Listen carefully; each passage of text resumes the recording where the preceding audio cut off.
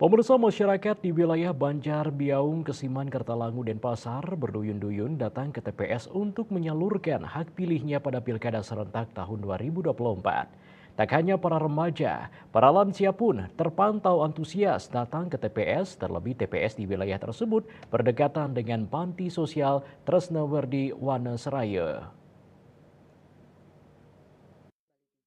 Lapangan di Banjarbiaung, Kesiman, Kertalangu, dan Pasar Timur, terdapat 3 TPS yakni TPS 9, 10, dan 11 yang berlokasi di gedung SD Negeri 17 Kesiman. Masyarakat yang menyalurkan hak pilihnya pada Pilkada serentak tahun 2024 sudah berdatangan sejak pukul 8 WITA. Kepala Dusun Biaung, Iwayan Suwana mengatakan, antusiasme masyarakat di Banjarbiaung dalam perhelatan Pilkada serentak tahun 2024 ini sangat tinggi. Bahkan ada yang belum mendapatkan C6 datang ke TPS dengan membawa KTP agar dapat menyalurkan aspirasinya. Selain itu, banyak para lansia terpantau memilih di 3 TPS tersebut, terlebih TPS 9, 10, 11 Banjarbiaung berdekatan dengan panti sosial Tresna Warda Wanasraya. Pihaknya mengatakan tidak ada perlakuan yang istimewa terhadap para lansia yang datang ke TPS. Antusias warga sih ya memang lumayan ya, udah semua, dan ada beberapa memang yang sudah tidak ada di lokasi, tidak sesuai alamat, tapi dia hadir juga. Artinya kan antusiasnya sudah luar biasa.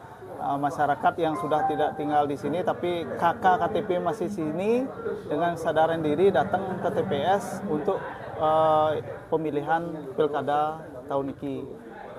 Di sini Banjarbiaung untuk TPS yang ada ya TPS 9, 10, 11. 3 TPS. Lokasinya di SD 17 Kesiman. Untuk para lansia ya sama gininya. Perlakuannya untuk peserta yang lain ya memang harus datang ke TPS. Kalau Panti Jompo ya kita sama juga. Tadi kan sudah ada juga diantar. Ya dari diantar sama karyawan di sana datang ke TPS. Nah kebetulan juga yang di sana juga sudah sedikit ya, karena udah banyak yang meninggal. Namanya di Panti Jompo kan ada lansia, ada juga yang tidak berkakak di sini kan tidak bisa memilih. Terpantau para lansia yang tinggal di panti sosial Tresna Warda Wanasraya datang ke TPS untuk menyuarakan hak pilihnya, dibantu para siswa yang magang di tempat tersebut. Dari 32 lansia yang tinggal di panti, hanya beberapa yang mampu datang ke TPS, sedangkan sebagian besar dalam kondisi kurang sehat dan tidak memungkinkan untuk nyoblos. Terlihat para lansia antusias datang ke TPS dengan menggunakan busana adat Madil. Sukma Bali TV.